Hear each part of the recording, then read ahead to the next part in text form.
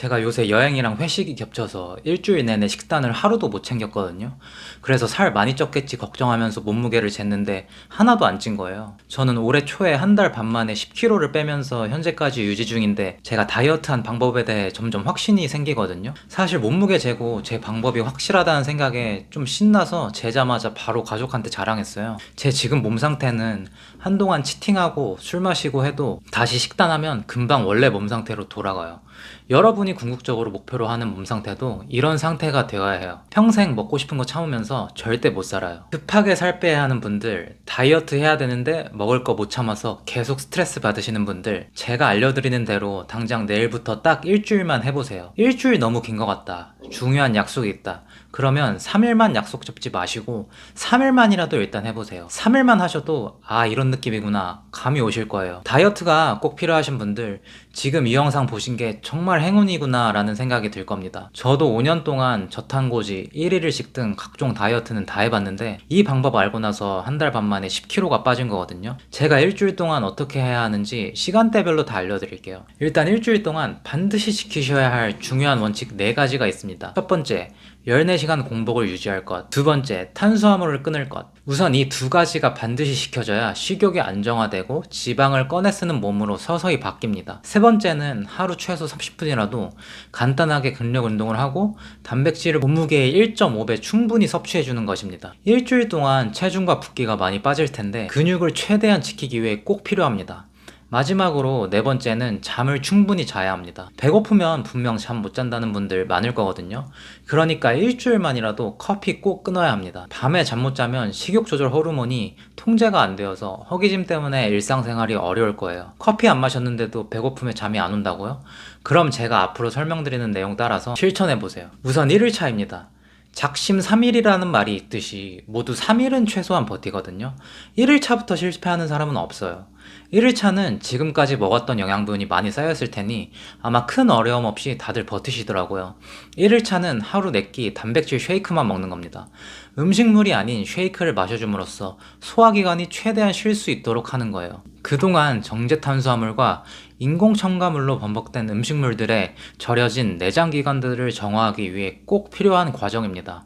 근손실을 최소화하기 위해 단백질이 대부분인 단백질 쉐이크로만 끼니기를 해결합니다. 전날 마지막 식사를 저녁 7시에 마쳤다는 가정하에 1일차 아침은 9시에 단백질 쉐이크를 먹어줍니다. 그리고 점심시간에도 단백질 쉐이크를 먹어주세요. 한 오후 3시에서 4시쯤 단백질 쉐이크를 한 번 더 먹어주고요. 저녁 7시에 마지막으로 단백질 쉐이크를 먹어줍니다. 그리고 잠은 최소 11시 전에는 자는 게 좋아요. 10시에서 12시에 자야지 성장 호르몬이 충분히 나와서 다음날 원활한 식욕 조절이 가능합니다.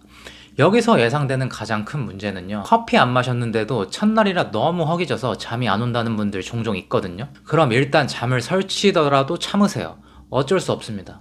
다음날 분명 컨디션 안 좋고 식욕 조절에 어려움이 있을 텐데 이제 제가 설명드릴게요. 다음날 2일차 그리고 3일차까지 똑같은 끼니를 반복합니다.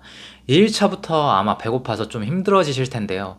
3일차까지는 최대한 버티는 걸 원칙상은 추천드려요.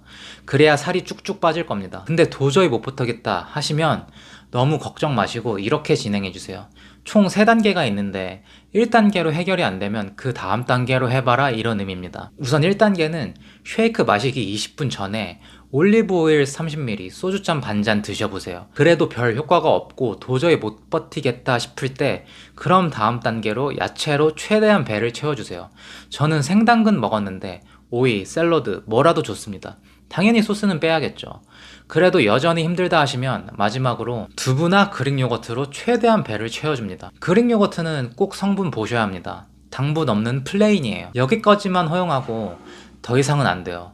근데 여기까지 하셔도 아마 충분히 버티실 수 있을 거예요. 특히 1일차에서 잠 잘 못 주무신 분들은 이렇게 3단계로 하시면 견딜만 하실 겁니다. 보통은 1일차 때 못 잔 수면 부족으로 2일차에는 잠을 잘 자거든요.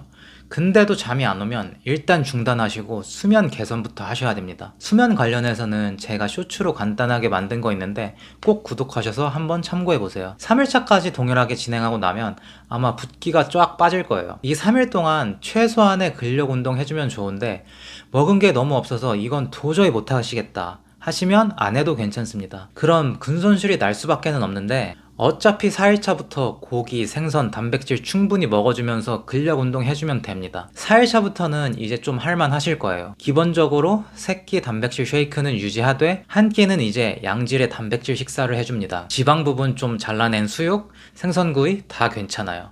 기름에 튀긴 거나 너무 비계 많은 것만 아니면 됩니다. 그렇게 한 끼를 야채와 함께 충분히 포만감 있게 먹어줍니다. 근데 혹시 좀 더 욕심이 있거나 급하게 살 빼셔야 하는 분들은 이제 말씀드리는 방법으로 진행해주세요. 여기서 한 끼의 양질의 단백질 식사를 두부와 그릭 요거트로 채워주세요. 제가 그랬거든요. 두부 김치 배불리 먹고 부족하면 그릭 요거트로 충분히 포만감 있게 먹었습니다. 3일차의 연장인 셈이죠. 이렇게 7일차까지 끌고 가면 진짜 무섭게 빠질 겁니다. 또 중요한 부분이 있는데요. 제가 지방을 꺼내 쓰기 위해 지켜야 할 원칙이 뭐라고 했죠? 네, 여전히 탄수화물은 먹지 말아주세요. 근데 여기서 문제가 발생하는 분들도 있는데요. 탄수화물을 갑자기 끊어버려서 지방을 에너지원으로 쓰는 과정에서 간혹 몸에서 이상 반응이 나오는 분들도 있습니다. 저 같은 경우는 키토렛이라고 두드러기가 올라왔어요. 이거 너무 걱정하거나 놀라지 마시고요. 이런 이상 반응이 생기시는 경우에는 한 끼 식사 때 밥을 반 공기 먹어주세요. 그럼 증상 금방 없어집니다. 자, 이렇게 4일차부터 고단백 식사를 한 끼 넣어주면서 좀 살만하셨겠죠? 대신 꼭 챙겨야 될 게 있습니다. 최소 30분의 근력 운동 병행해야 된다는 겁니다.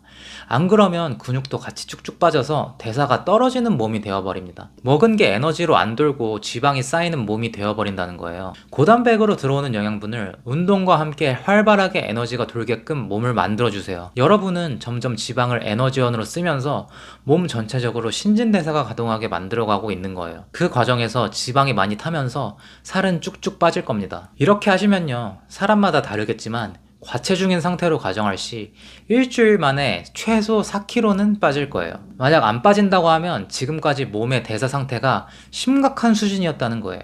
걱정하지 마세요. 고치면 되는 겁니다. 일주일 동안 진행하면서 여러분 몸의 대사 과정과 장내 환경은 많이 개선되었을 거예요. 이렇게 말씀하시는 분들도 있을 거예요. 그렇게 빨리 바뀌겠냐? 과장하지 마라. 실제로 다이어트 박사 박영우 원장님이 수많은 환자들을 진찰한 결과가 말해주고 있습니다. 그러면 또 어떤 분들은 아니 한 달에서 되겠어요? 제가 몸이 이렇게 많이 망가져 있는데 실제로 그렇지 않습니다. 한 달 후에 검사를 해보시면 혈압, 혈당, 공복 인슐린, 간 기능 수치 이런 수치들이 드라마틱하게 훨씬 개선된 결과를 확인하실 수 있을 겁니다. 또 이런 말씀하시는 분들도 분명 계실 거예요. 결국 덜 먹으라는 말 아닌가요? 이게 기존 칼로리 줄이는 다이어트와 뭐가 다르다는 건가요? 일반적인 절식 다이어트와 다른 점은 명확합니다. 그것은 지속성입니다. 그냥 무조건 참는 다이어트는 중장기적으로 95% 이상 실패합니다. 통계가 말해줍니다. 대사 환경 변화를 통한 근본적인 식욕 개선 없이는 성공적인 다이어트가 과학적으로 불가능하다는 의미입니다. 저칼로리 다이어트는 칼로리에 집착합니다.